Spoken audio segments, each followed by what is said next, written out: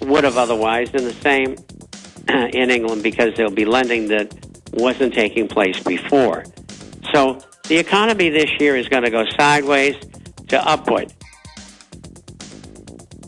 All right, Bob, we're going to be right back and go to phone calls and other news as well. In fact, I've got a big stack of news here that I'm going to intersperse with the calls. It is all coming up, and we'll get Bob's take on Iran. We're on the... I will be back this evening, 7 o'clock Central. We're going to have Fritz Springmeier back on with the nightly news to get deeper into bloodlines of the Illuminati, a lot more. And, of course, this Sunday, 4 to 6 p.m. with the Sunday radio show. By the way, we put out a promo video. It's only a minute and a half long.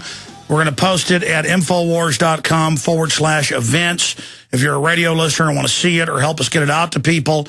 But it went up last night on the YouTube channel. It's just now going to go up on Infowars.com. And, again, it's just a minute and a half long. We're going to play this and then go back to Bob Chapman and your phone calls. But I'm going to be speaking in Orlando, Florida, and Dallas, Texas.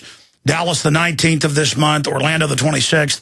All of my events have always sold out. So if you want to get tickets, I would recommend you don't wait till last minute. Infowars.com/events, and then link through to the Dallas Lakeway Theater and to the big High Life facility we're having it at there in Orlando. Both those links are at Infowars.com/events. Here's the video audio of that promo.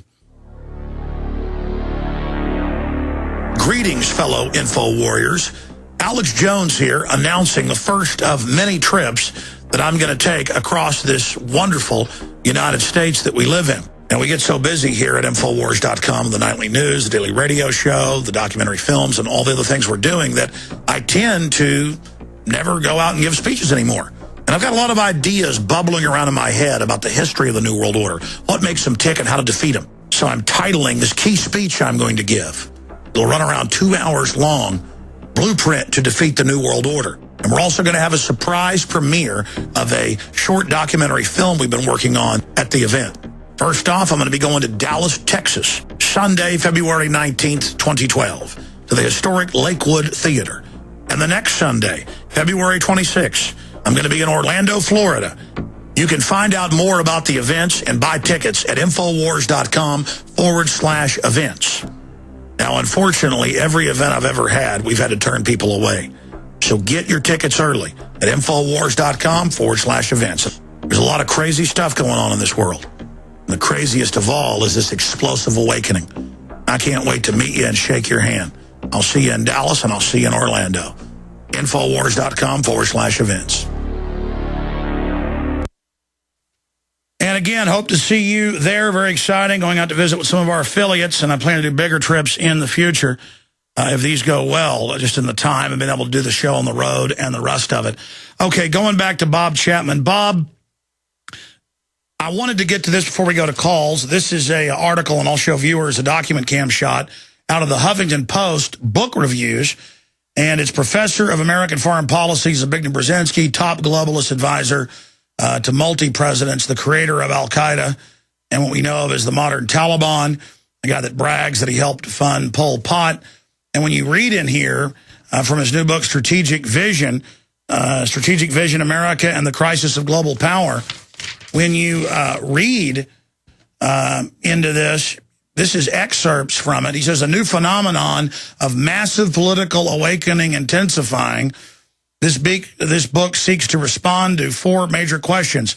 What are the implications that challenge distribution of global power from the West to the East, and how is it being affected by the new reality of political awakening humanity? And, of course, he has a full CFR speech 2 years ago where he says humanity's awake. They see the elite, not just the front puppets. And so it is this awakening. Hillary Clinton said last year that the globalists are losing the info war right now, that they're losing the info war. That is with the alternative media. They're freaking out because people know they're liars. They've lost credibility. So what does Cass Sunstein, the White House regulations czar, say? He says, well, what we'll do is we'll just infiltrate and pose as alternative media and try to get people infighting. So whenever you see news organizations pop up that are around, usually about a year, they never wait longer, and then they make about half their business attacking others or wild stories that can't be proven, and infighting and claiming they're the only legitimate news organization, look out. There are lots of legitimate alternative media groups and people out there, okay? Tons of them. And they're out there getting news out, not trying to get people fighting with each other and, gatekeeping and the rest of it. So that's another big sign from their documents. Bob Chapman, your take on what Brzezinski said and my point about the COINTELPRO infighters. Well, this goes back 4 years, as you're well aware.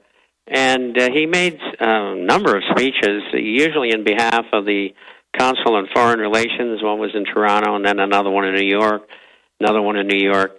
And he's sort of their watchdog nowadays. And you read his illustrious past. This guy here is demonic. But anyway, I remember once you said, Alex, we discussed this before, Brzezinski saying, we're breathing down their collar.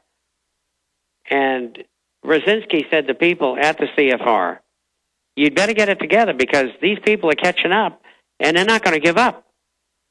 And so that's where we're at in this book. This book is not for you and I. We're not supposed to read that stuff. I wasn't supposed to be a subscriber to Foreign Affairs, which is the auxiliary organ of the Council on Foreign Relations since 1960. Where they openly admit all their treason. Absolutely. And they can't keep their mouths shut. I mean, they even blew it when we had this North American zone where they wanted to merge Mexico, the United States, and Canada together. I mean, they just couldn't stop talking about it. They laid all the plans out for it. But getting back to Brzezinski, they are terrified. And the bottom line is, if we continue to pursue him, we can win. And there's not going to be any nice guy. Now, what about how Brzezinski and others, as well as Sunstein, talk about getting us to infight? I mean, you've been fighting the globals for 50 years. Can you talk about how we've always seen people kind of emerge as patriots, and then they automatically start attacking, and then later we find out they were federal agents or federal minions? I've seen them since the early 60s, and we used to call them change agents. And they almost always were completely unsuccessful, and we saw plenty of them. I think what people have to look out for is people who seem genuine, but they're not.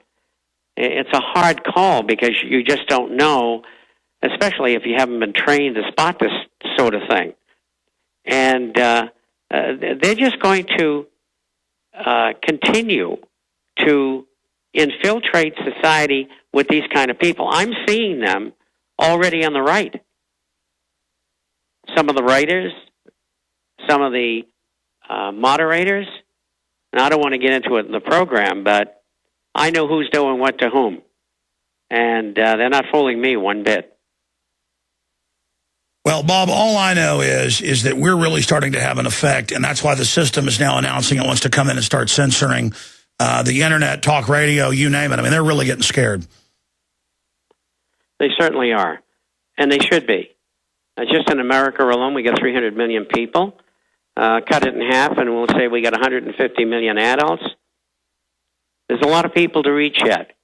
But this is reaching out all over the world very, very strong. Well, that's a talking point I've always heard. We need solutions. All you're doing is talking bad about the globalists. For 15 years, the Founding Fathers put out committees of correspondence exposing the crime of the Redcoats and the British Crown violating Englishmen's God-given rights under Magna Carta.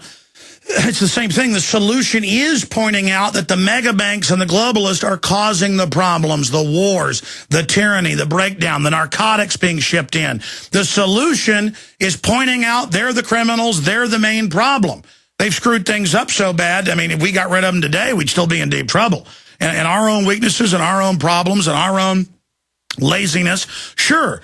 But I mean, the prime, conscious, premeditated movers of corruption and imperial domination over freedom and monopoly capitalism, the opposite of freedom and free market, it's the enemy. Cronyism, insider garbage, shutting down our oil pipeline that we need to be somewhat independent, and then shipping on trains to the west coast of China so Warren Buffett makes money. Shutting down our power plants, letting China build new ones. China gets new trains, we get nothing.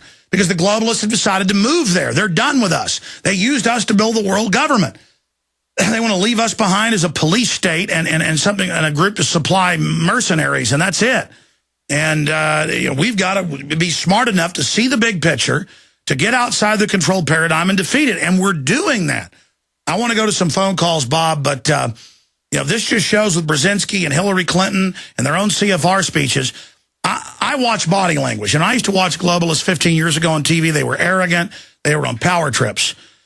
They are scared to death now, and they are shaking in their boots because they're trying to convert things to total tyranny, and it's not going well. We're not cowering like they thought on average. We're getting angry and disgusted and getting a fighting spirit despite the fluoride and the brainwashing, and they're starting to really get scared, and they should be.